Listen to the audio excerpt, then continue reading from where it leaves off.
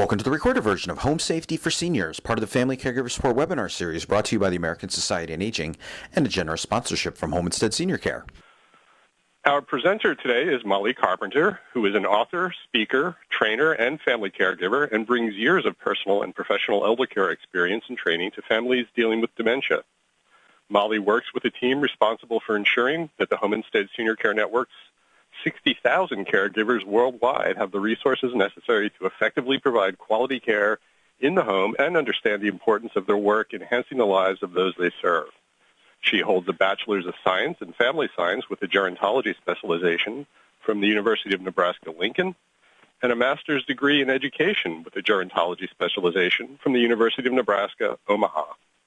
And now I'll invite Molly to begin the presentation.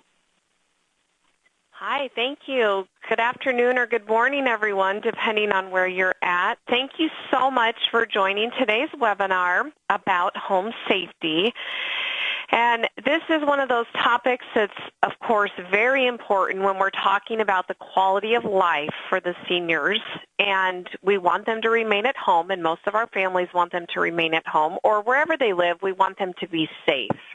And this is also one of those topics that everybody a family is probably going to have to deal with or broach at some point. And so when we're talking about this webinar today, it's hard for families to sometimes talk about this topic with seniors. It really starts to affect the person's sense of independence. And so what this webinar is about today is to really help them have this conversation and help them be confident and give them tips for these productive conversations. So the slide that's up right now, you can see that one of the this seems like a big factor or a big issue, and it is, but we really need to start talking about our family caregivers, about helping to ensure that their loved ones are safe at home.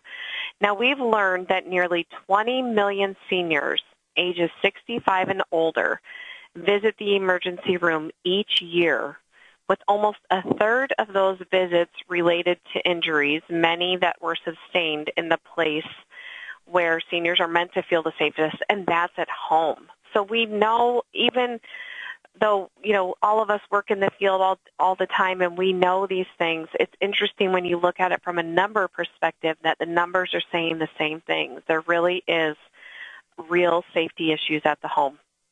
And so on the next slide, let's look at some of the objectives for today so that you can know what we're going to kind of cover today. We are going to start with learning about the importance, some of those reasons why it is so important that we're talking about home safety.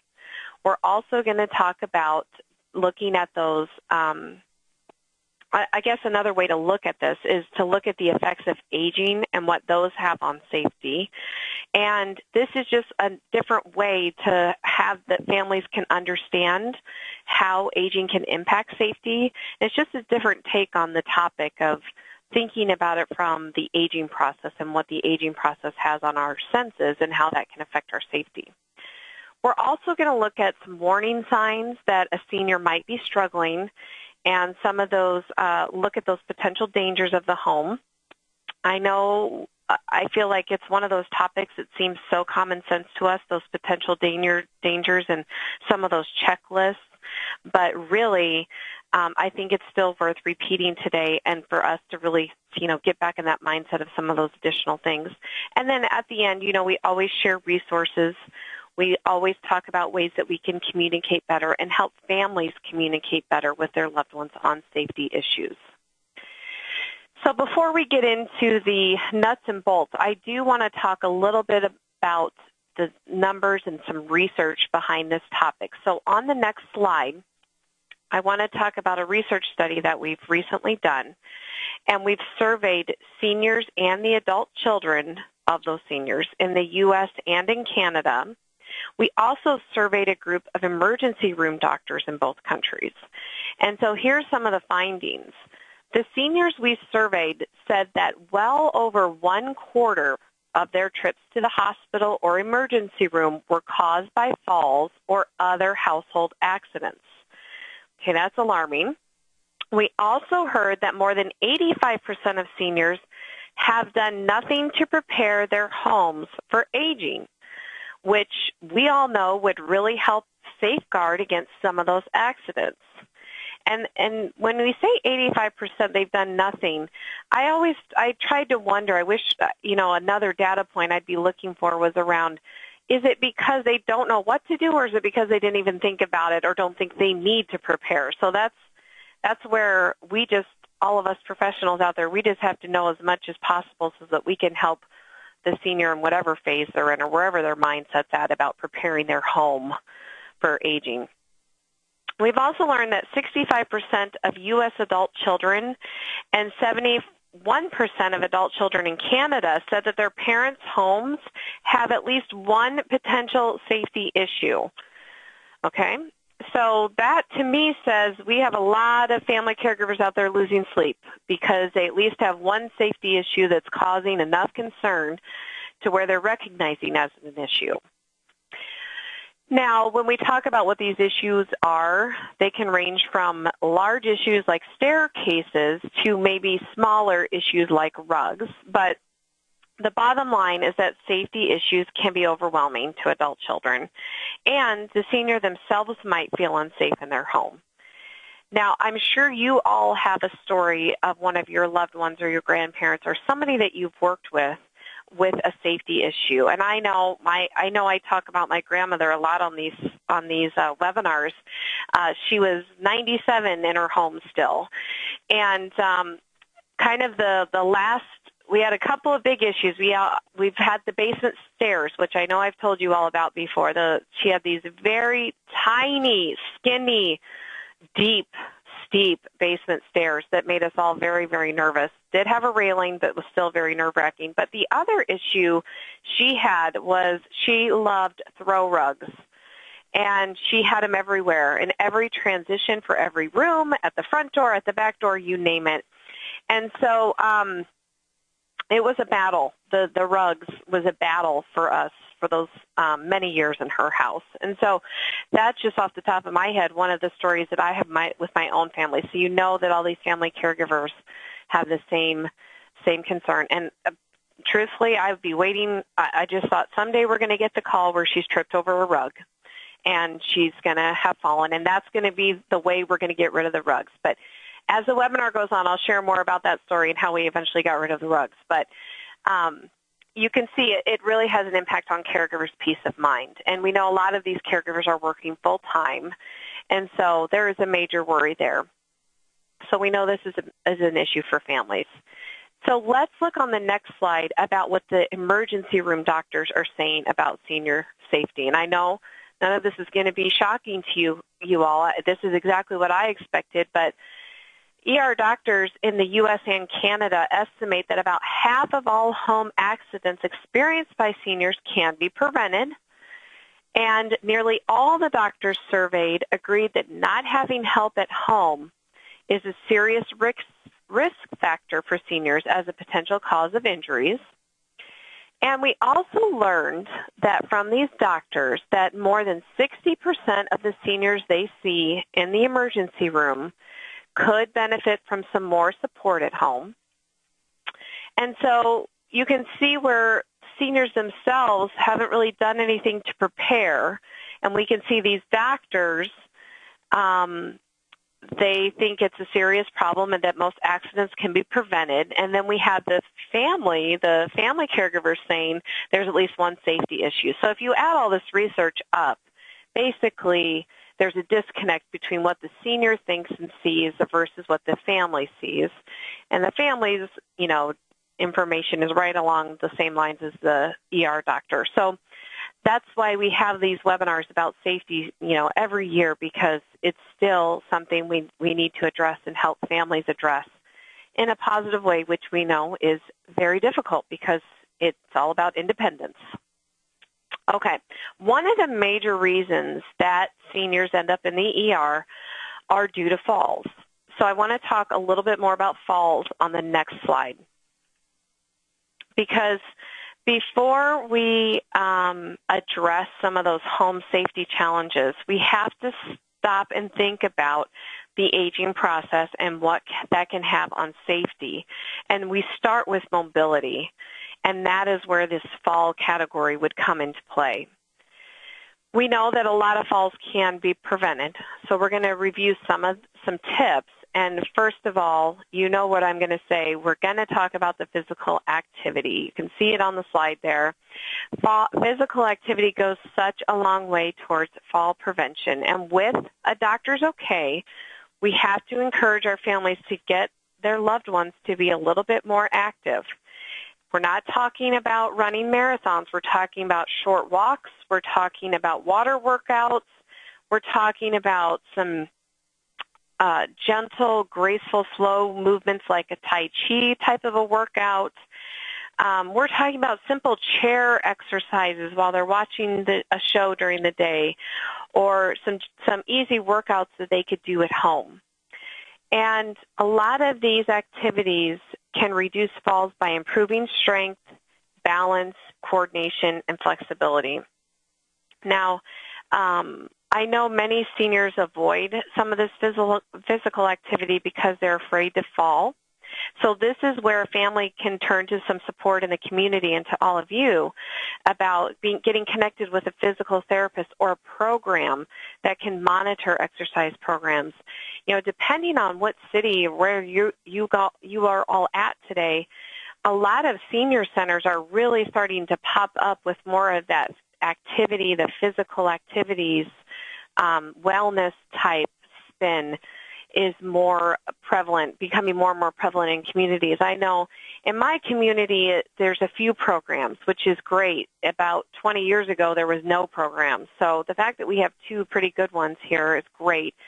But when I'm traveling to cities in like Denver, Colorado, for example, they have so many senior centers, and they're recreation centers. So I hate to even use the word senior center because they're very active centers. So there's a lot of, if you've got those programs nearby, make sure you know about those so that you can refer those to different families. You guys know, if you've been on my webinars before, you know how important what I believe exercise and nutrition are for seniors and for active and healthy aging. And I think this is a really important point to make to family caregivers, because with our seniors avoiding physical activity so they don't fall, them not moving is going to cause a fall as well. So I think that's where we have to help encourage our families and encourage them to talk to their physical therapists and doctors in the community or those different programs. So that's just a different way to think about falls. I had the same argument with my grandma over and over again about, well, I don't want to go too far because I don't want to fall. Well, if you don't keep moving, your muscles are going to be so tired and be so weak that you are going to fall when you stand up. So it's a very tough conversation, but one that needs to keep happening. The other mind shift for families is that when you're a family caregiver, you're in the mode of helping, and you're trying to make life easier and better for your loved one or for whoever you're caring for. But that doesn't mean that we do everything for them. So, for example, if a daughter is over at their mother's house and doing some things around the house, and the mom asks her to go to the bedroom and get a sweater, naturally the daughter's going to go to the bedroom and get the sweater out of the closet. But that's one of those things where if mom is able to get up and go walk to the bedroom and get it out herself, that should be still encouraged. So it's sometimes those little things that might be a pretty big exercise for somebody that might be a little frail or more frail than normal, is to really encourage those types of movements. I went through that battle with my grandmother, and I just think it's one of those things that we just want to do it. Oh, of course I'm going to go get it for you. You stay there. Don't move. Stay comfortable. But in the end, it's really like keep doing those little things that they can still do and encourage them to still go do those things.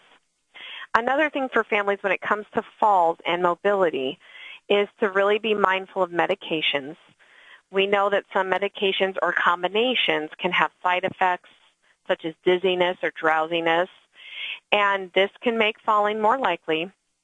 So always important to have that doctor reviewing medications or the pharmacist and look for any potential risks or any side effects or drug interactions.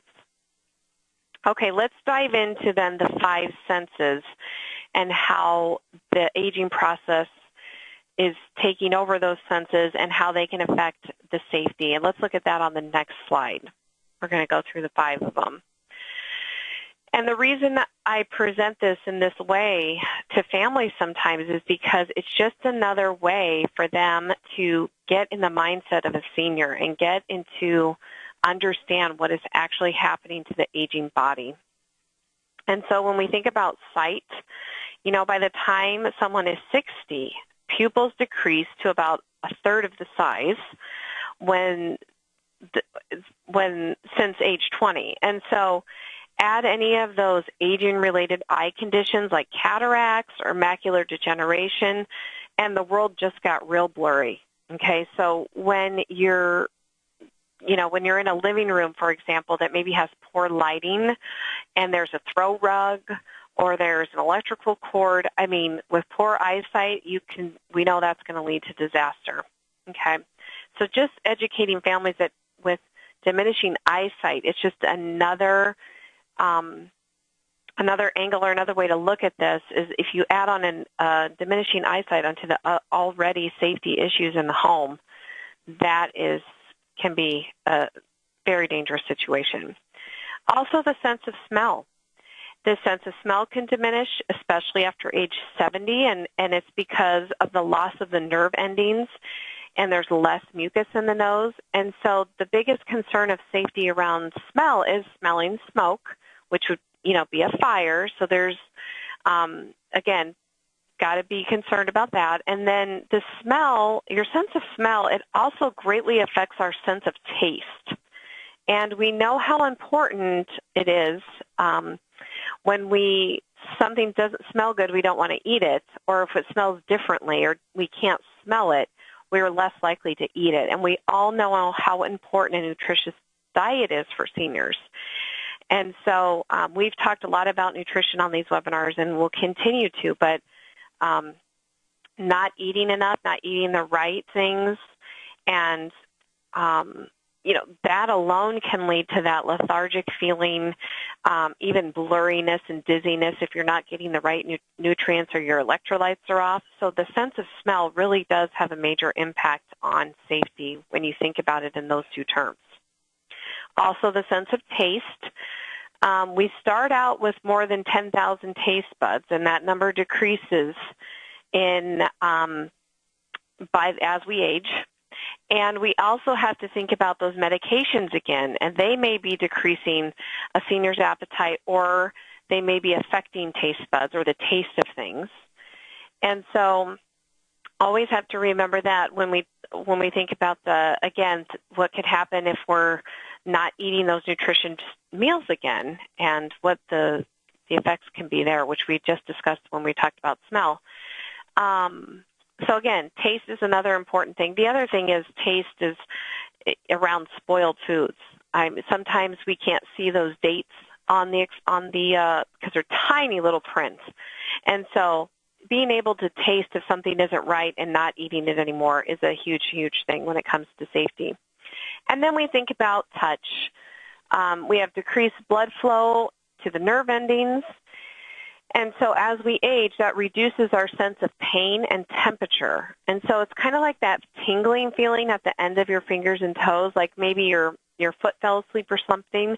That's not fun. It's not a good feeling. And so when you have that tingling feeling or you've lost that sensation, you may not be walking properly, or you may not sense the steps or a change in the surface that you might be going over. Also, we have to think about feeling if water is too hot or too cold. So there's just a lot of things when you think about the senses that can affect safety and the safety issues in the home. Hearing, again, our ears control hearing and sense of balance. Both can be compromised as we age. And so when you think about the balance, That's where falls can come into place again. We also, when you think about hearing, it's hearing the phone ring, the doorbell ring, even hearing, conversations and mis-socializing. I know that isn't exactly a safety issue, but it's a very big issue for seniors. So it's just another thing to think about. And I think when you add all these things together, the five senses, it might be an interesting experience to help families go, kind of experience what this might feel like. So we use a lot of aging stimulation kind of kits, and we do simple things like take a glove, like a glove you use in a care situation, and you put cotton balls in the ends of the glove, and then you put a popsicle stick in each finger that kind of simulates that joint stiffness and the decreased sense of touch with those cotton balls. Just having a family put on a glove with cotton balls and those sticks really kind of gives them the sense of, oh, I can see why this could be an issue for Mom, why she can't grab the teapot and turn it off properly or turn the knob on the stove, and really turn it off all the way. So it's just to really hit your point home, you might try some of those activities as you're talking with families.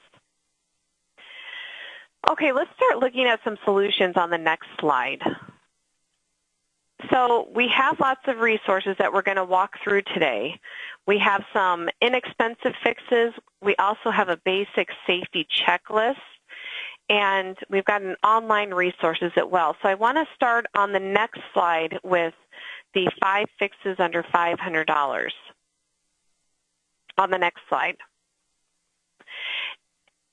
And so if we go back to the survey, remember that 65% of adult children say they're senior level and has at least one safety issue. And we've talked to some experts at the Certified Aging in Place Specialists. They're called CAPS is their designation. And it's a designation for the National Association of Home Builders. And so here's some of the solutions that group has shared with us. And one is replacing those wall-mounted shower heads for handled shower heads on a hose. Now, a handled shower head, they're very convenient and they're safe, and they can be adjusted to proper height, and they convert to handheld. And they're generally cost about $100, but it's the plumber would need to install it usually, and that can be anywhere to $175 to $200. So pretty good, inexpensive fix. Also have to talk about grab bars on the walls near the shower or tub. Now, seniors could be tempted to grab a towel bar or shower curtain, and so we really need to encourage those grab bars around the bathroom. And the bars are around, $40 to $60, $70 in that range, but then getting a help, it's always the labor and the contractor that would need to come install the bar. So they tell us it's anywhere for about $175 again to $200 per bar for the parts and the labor. So again, these fixes are not huge costs, but are very, very important to good safety. And of course, we're very much talking a lot about the bathroom and the kitchen kind of areas here. But the next one is about converting to lever-handled faucets. So water flow and temperature could be easier if you've got arthritis. They could be easier to control with a lever faucet rather than the turn faucet. I know I'm using very technical words here, but I think you guys get the gist. The cost, again, for new levers is about $170 to $250, and again, we need a plumber, so we're in that $200 range for plumber labor as well. Adding lighting to closets and pantries. Now, again, that's just always just important. Again, we talked about eyesight diminishing, so installing extra lights, that could be about $250, and it kind of depends what kind of lights you buy, what kind of lights the family would buy. I've also seen a lot of those battery-operated lights that sometimes are just stick-on lights, and you just put a battery in. Those are less than $25, and they make a big impact in those dark cabinets and closets and things. So a lot of different lighting options out there now, too. And then adding swing clear hinges. Now, Narrow doorways could be difficult for walkers and wheelchairs, so replacing the standard hinges with a swing clear hinge allows the door to swing completely clear of the door opening. So it goes all the way open, not just to the certain point. And so again, we're going to need to hire a carpenter or a handyman, and that could be around $150 for labor. And then the hinges are anywhere from $30 to $50. So a lot of good options that we can share with families. And so I invite you to think about those things and recommend them. And I know a lot of you recommend things like grab bars all the time. So just know as you recommend those, you're not asking a family to shell out thousands of dollars for grab bars. And so that it is it's one of those affordable things. Another important thing to do is that an annual safety check in the home. We've got to get our families to think about an annual safety check. And let's look at that on the next slide. At Home Instead, we've done a safety checklist, and I'll share that resource with you at the end. But we really encourage an annual safety check, as do many professionals in the field. And one of the things that it's hard to remember when to do this safety check every year. So kind of thinking about encouraging families to coincide this annual safety check with a special date, like maybe New Year's Day or some like January 15th or some sort of day where you can, maybe it's by somebody's birthday or anniversary or something. Maybe it's the first day of spring because it could be considered a spring cleaning kind of thing. So really just encouraging families to get an annual safety check on the calendar so that every year they're revisiting these issues. Now, on the next slide, we're going to start talking about some of the major safety concerns. And we're going to talk about it from an aspect of the main issues that can be found in most rooms. So on this webinar, we could go room by room, but as we go room by room, we start repeating a lot of the same issues. So we're going to talk more generally about, surfaces, for example, and the surfaces in all rooms or the different types of surfaces and some of the issues rather than going room by room.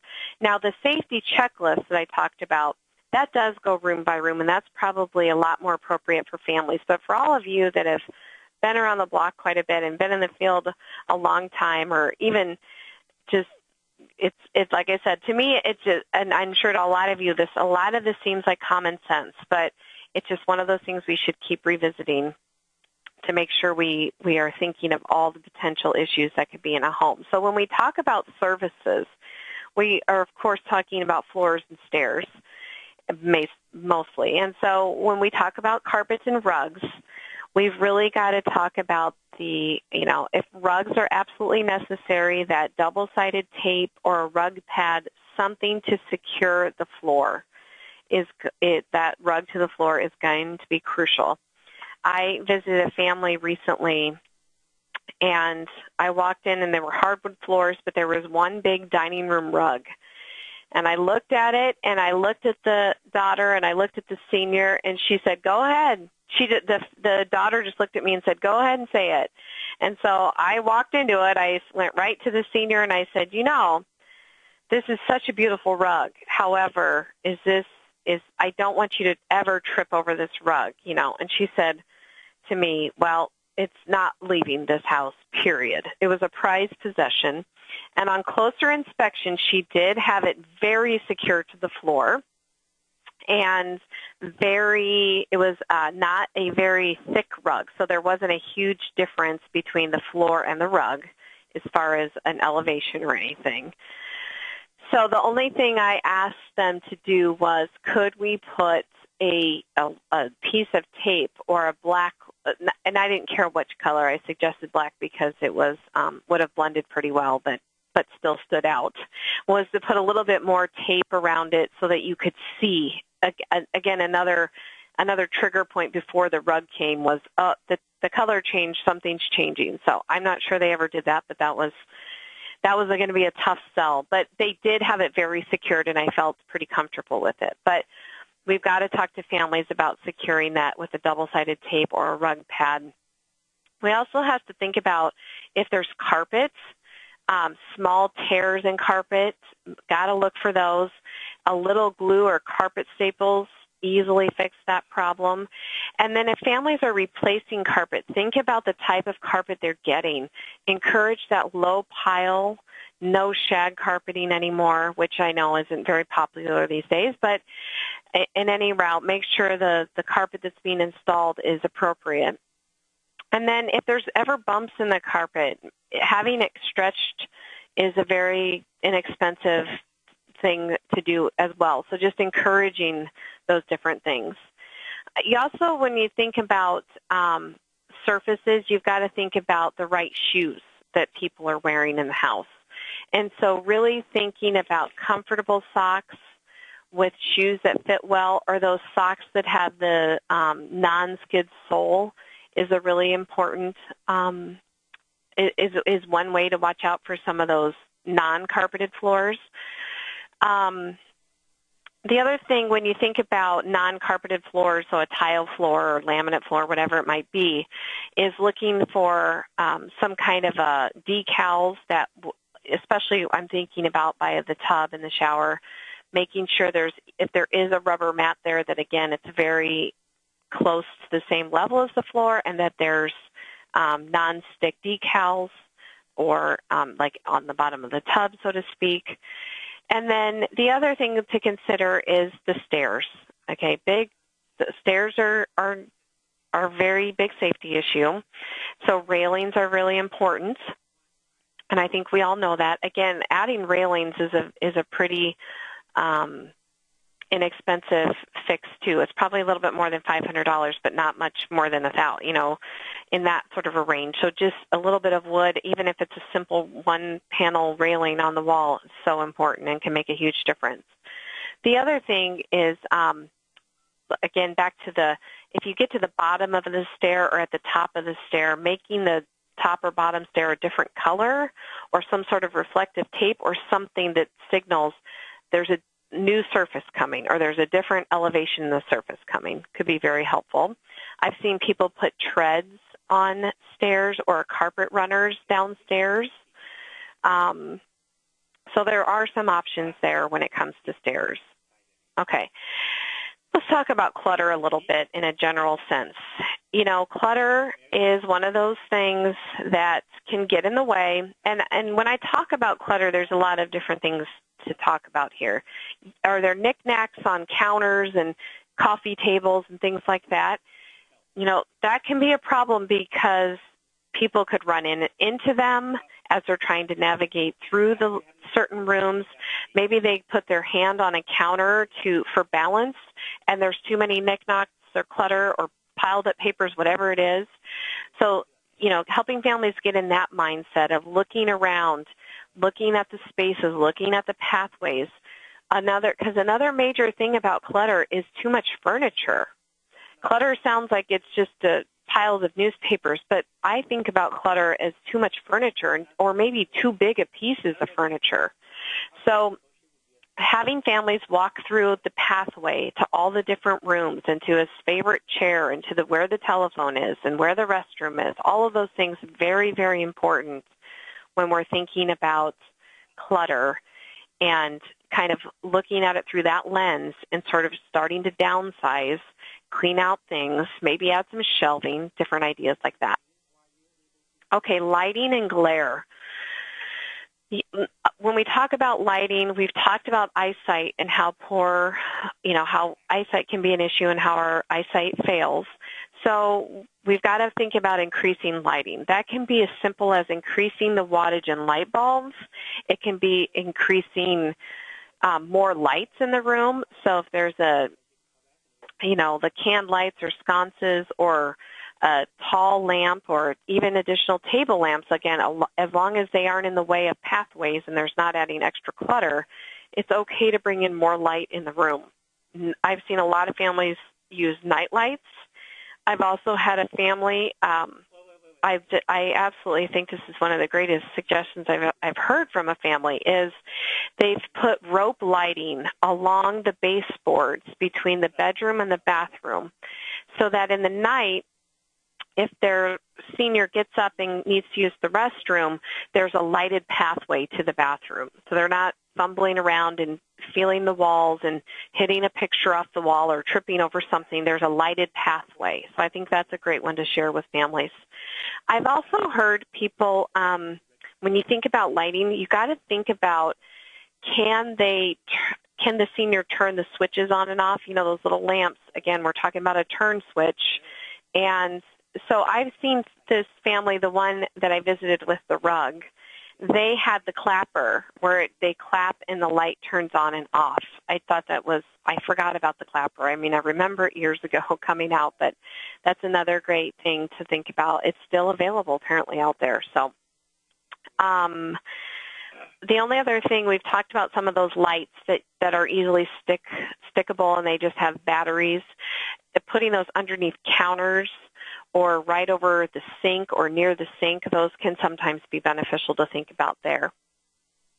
Okay, and then when we talk about access to things and the height of things, this is one of those that sometimes families overlook, I would say. Our family definitely did when it came to my grandma and her house.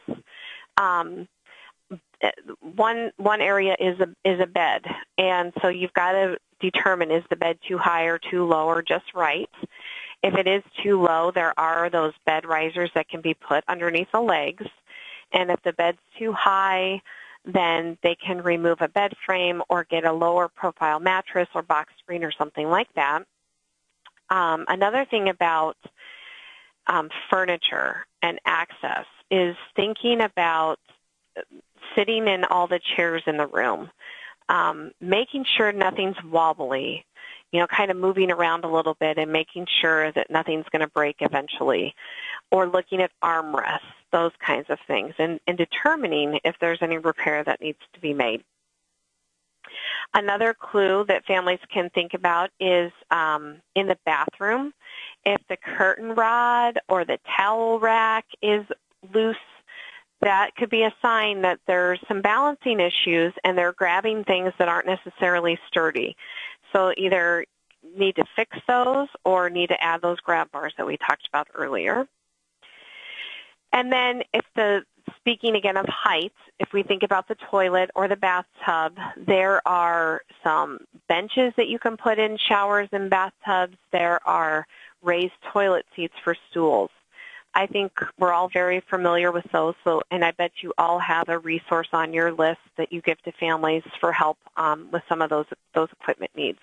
But the one thing that our family went through was access to certain supplies. So in the kitchen, my grandmother would bend down to get the dish soap from underneath the sink. And after a while, we realized that's a problem because, number one, the dish soap, they rarely come in little bottles, so they're very heavy to lift. And number two, bad back, of course. And one time, she's actually lifting it out and dumps a little on the floor. Now, talk about a slipping hazard. So we simply got one of those, I think they were $5.99, a little shelf that goes over the sink that you can put the dish soap on and the sponge and all those different things. So have families go to those common areas. The bathroom is the other area. How high is somebody reaching to get the medicine off the top shelf of the medicine cabinet? How low are they reaching to get out extra toilet paper? Have them go through some of those tasks so they can see, would any of this be a problem for their loved one, knowing their health concerns and issues, and then looking for those simple storage solutions. Okay, and then finally, in a general sense, we've got to talk to families about chemicals and tools and different, when I say tools, I even mean knives and sharp tools in the kitchen and not, let alone tools in the garage. So this is really important when you think about two things, Alzheimer's and dementia. So if somebody is having some cognitive issues, it's probably time to consider, putting chemicals away, locking things up, or changing out different things, different chemicals and access to different things.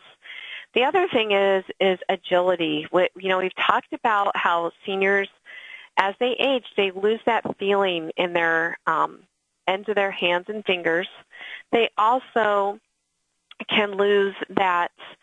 If they've got arthritis, they can have stiff fingers and joints. So where they maybe used to be able to use a knife to chop an onion, that might be really hard now.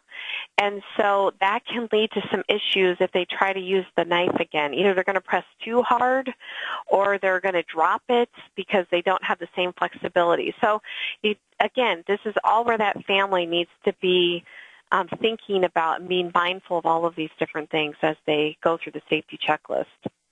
And again, power tools and trash in the garbage and trash in the garage, all of those different things, just got to make sure there's a plan there.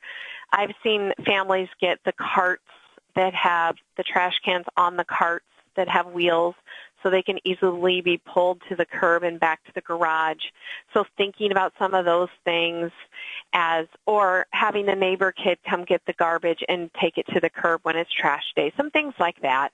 So again, I know a lot of you are aware of some of these things. I just think it's important for us to think about them again. So as we're having these conversations, we're remembering some of these nuances that families often overlook. Now, we do have a couple of specific concerns that are very appropriate for each room, so I want to briefly touch on those on the next slide. And just a couple of those, I'll just go real quick through these, is when you think about the bathroom, there's a lot of, it's really the bathroom and the kitchen are two rooms that are pretty, got a lot of potential safety issues. So in the bathroom, one of the nuances is that the temperature, that's the same with the kitchen, the water levels. So make sure the thermostats are set right and make sure that the faucets, they're clearly marked hot and cold. We've had, they wear off after a while, and if their parents lived in that house forever, maybe the hot and cold is worn off. So making sure that's I've seen families paint them blue or red or whatever color. Usually it's blue and red to distinguish between the cold and the hot. We've talked about spoiled food in the kitchen. That's another one, and I've often recommend to families is as they're getting groceries in the house, especially like the milk and the dairy products, having a Sharpie right on the refrigerator or nearby, and making that expiration date in big black letters a lot bigger on the milk carton or on the yogurt, whatever it is, just so that people, the senior can see that a little bit more clearly. So that's one thing about the kitchen that's kind of a nuance. And then, the laundry room, I kind of touched on a little bit ago. Think about the size of the laundry detergents that we're buying. In this day of those superstores where we're buying huge quantities of things at a time, those may not always be appropriate for seniors. And so if they do buy them, keep the smaller bottle and just refill it, kind of a thing.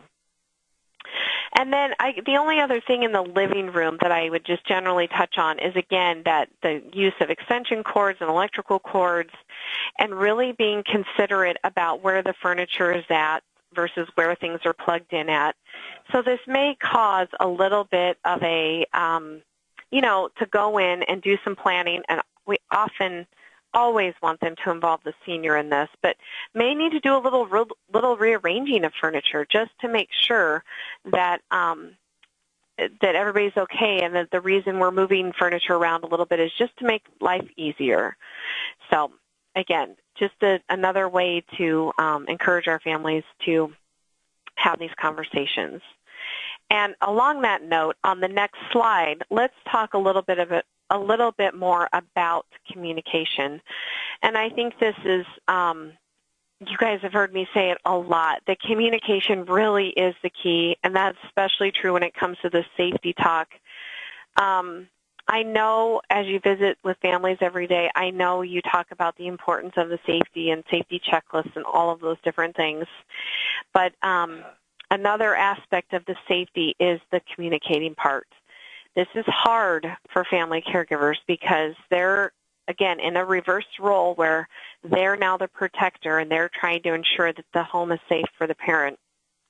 So some tips like don't argue, I go back to my grandma and the rugs. And the deal is we really had to just sit down and have a conversation with it. You know, my aunt one time just took the rugs out of the house. And let me tell you, that did not go well. I don't think she talked to her for a week. She was so mad. And so when you sit down and talk about what the issue is, what my grandmother's feeling was that the rugs were very pretty. And so she took a sense of pride in that this was how important it was to her, and it was a reflection about her home when she had visitors in. And so when we simply started to say things like, well, why would you cover up the carpet? Well, she thought the carpet was dingy. So just a conversation led us to say, okay, can we try to have the carpets cleaned and see how you feel about them? And then let's revisit the rug conversation. So she agreed to that finally. So we took all the rugs out of the house, and I'm not kidding. This was maybe an 800 square foot house, and there might have been 8 rugs and on one floor. So that's how many rugs there were. And so once the carpets were cleaned, it made a huge difference. Now, there was still concern about when there was a snowstorm or rain, what were people going to do? So on those days there was a rug but it was at the back door. The back door did not have carpets. It came right into the kitchen, and so there was a rug on the by the back door. And so, but again, we made sure it was one of those rubber rugs and that it was attached to the floor and that there was no tripping. It was very close to the same level as the floor, and we made it very bright colored so that she could definitely see the difference between the two. So again, this is what I mean about it. This is a team approach for families. They've got to listen and sit down with their loved one and really talk through some things. And once we all determined that our goal was the same, that we all wanted everybody to live at home and be safe, it was amazing when you realize you're all on the same page. And it was just one of those kind of aha moments about it all. So conversation is the key. And the other thing is we've talked a lot today about putting a family putting themselves in the senior shoes, by thinking about some of those aging processes that are happening. That's where that empathy can come into play. And when they really understand what's happening and what it feels like and what this must feel like emotionally to age, it really can have a major impact on the conversation and how well this could go, and how when you understand, you just have a different perspective. And you can really understand and have great conversation, come up with solutions together. Okay, so let's close by looking at resources on the next slide. I told you we'd share some of these with you, as always. We did a lot of work with the University at Buffalo. They have a great home safety assessment tool, so I put the website there. The Certified Aging in Place Specialist, that website is available too, and you will all get a copy of the slides afterwards, so don't worry about writing these things down. The Making Home Safer for Seniors.com, that is where the safety checklist is at. It's easy. You can point families there, or you guys could go there and print off a few of those checklists just to have on hand to share with families. Either way, they're free. There's just some resources there to look at. The National Safety Council is an excellent website that has great tips for families, and then we put the Canada Safety Council information up there as well so that you have all this information to add to your resource list, because I know you're out there and you are talking about this resources with families all the time. So hopefully these are a few you can add to your list or point families to. Okay. I would just like to thank you all for joining the webinar today, and I'm going to turn it over for questions to see if you have any questions or anything we can discuss further. Thank you all for being on the webinar today. Okay, well, we have one question that concerns someone with increasing memory loss issues who's still quite functional but is constantly turning a freezer dial in a fridge on the top freezer to a point where it's resulting in the fridge being nearly turned off and the temperature going into the danger zone. And so the participant is asking if you have any suggestions about how to communicate with the older person about that. Well, this is when we have memory loss involved, it's a very, very tough situation, as you can all imagine, as you all know and probably have experienced. There are things, I've seen a lot of creative things that families have done with this issue. I have seen people disguise this. I've seen this family, I kid you not, put this little, I don't even know where it's like a little box they got in an organizational store or like a Target, and it was the same, it was white. So they basically put a box over the temperature gauge so it couldn't be seen, so that it was hidden. And I know this sounds ridiculous, but they taped this box over the dial, which was, maybe this was just a special freezer. I had to see it to believe it, actually, and it did happen. The other thing I've seen families do is either paint it all red so it looks like danger or don't touch. I've seen families put things like a sign over it that says, do not touch, or I've seen people use yellow caution tape that they put it over it, or a sign that says out of order. I mean, I've seen all kinds of creative ways to hide those temperature things, even in the fridge as well. I've also, and this is going to be an extreme case, but we've had families put locks on the freezer if that's what keeps happening. Obviously, that's not recommended because this person sounds pretty functional. Also, when the families have done that, they usually have some sort of help coming in, a caregiver of some kind that can unlock and get to things in there. So it's a special situation if you do have to go to the locked route.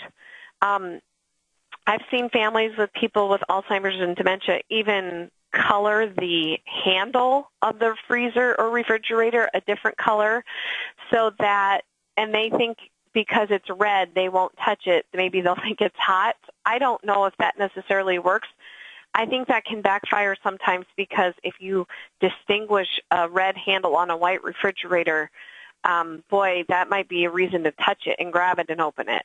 So I hope some of those work, those creative ways about putting caution tape or putting a sign or something like that over the actual thermostat. I would start there, and hopefully some of that can work. Otherwise, I've seen families put things like a note on the door that says freezer must stay cold, or something very simple so that it's a reminder of, oh, this is the freezer, it's supposed to be cold, not hot.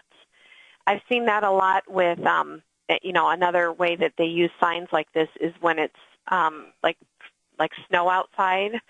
They'll put a note on the closet or the front door that says it's winter, it's 30 degrees outside, very cold, or something like that. So again, hopefully some of those creative ways can help you during this situation. Good luck. Okay, thank you. Next question was, someone wanted to know if there were tax deductions available for some of the home modifications that you had discussed earlier.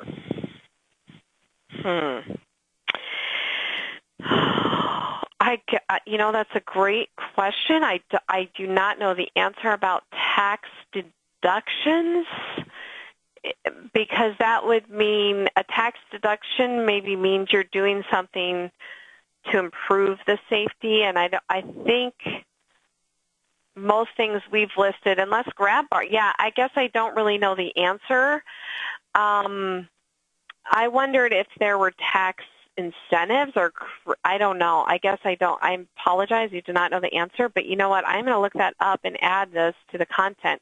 And if I get an answer, and I'll talk to our legal team here to see if our attorneys know about this, but I will try to get some information back when they send the slides back out on that question. Okay, and we also have a question regarding a person who's having hoarding issues and how you can go about helping that person declutter without making the person upset. Well, That's a great question, and I've actually experienced this firsthand in a senior living community that I've worked in. Hoarding is a mental disease, which I did not know until 10 years ago when I had this position. And so it's a serious concern, and I think that there has to be some therapy or counseling involved. The other thing that I've seen is that now the situation I was in is the person lived in our facility, and they had a terrible hoarding problem, and they would never let our housekeepers in to do any kind of cleaning. They would not let nurses in to do any kind of medication passing or anything. This woman did have some psychological issues. However, she was very, very alert and cognitive. There was no dementia, nothing. And so in that case, we had to go to extreme measures because it was matriculating out into the hallway and causing safety issues for other people. So we basically had to involve her attorney, and said, we can't have this person living here anymore under these situations. And so the attorney had to get involved, and I don't wish it on anybody. It was a very tough situation. But one of the steps that I've seen a lot of families try is to go through and try to weed things out, meaning you try to thin stuff, not take everything at once, but gradually work on a certain area. It's a very slow process, but or maybe if the hoarding, like I've seen this lady had newspapers. And so we would say, well, it's been, 5 years. Let's take the newspapers from 1990 out of here now. And that was one way that we started to work with this lady on. It didn't, we did have to go to the extreme measure that, like I mentioned, I'm just being honest with you. But I've seen that be successful in other cases with other families where they just try to thin things out, not get rid of everything at once. I think it's a pretty slow process.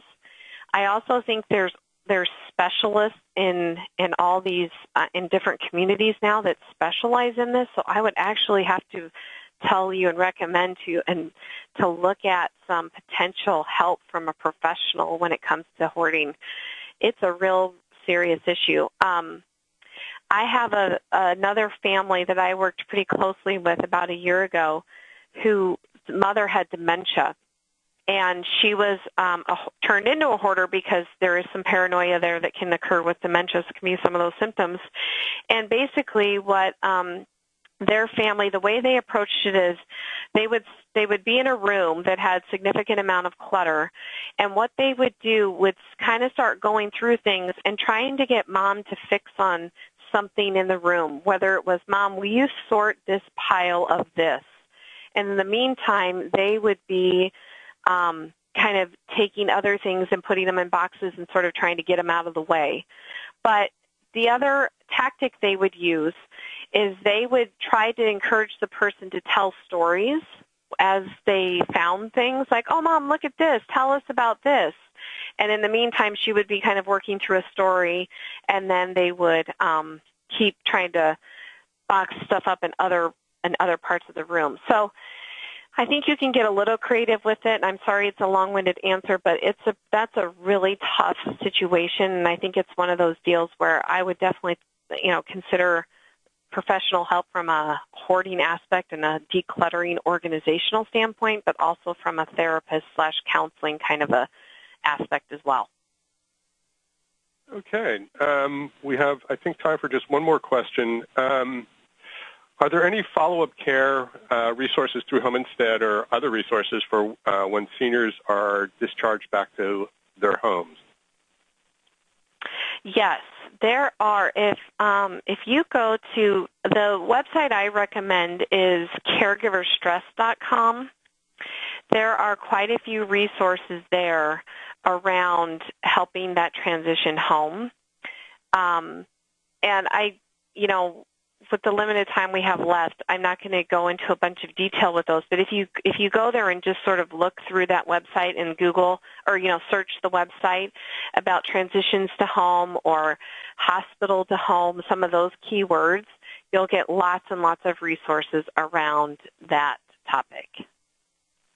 Okay. Well, that is our hour for today. Thanks, everyone, very much for your time and attention and for participating in our webinar. I hope it was helpful. Molly, thank you for doing a terrific presentation, as always. And I hope everyone has a great day.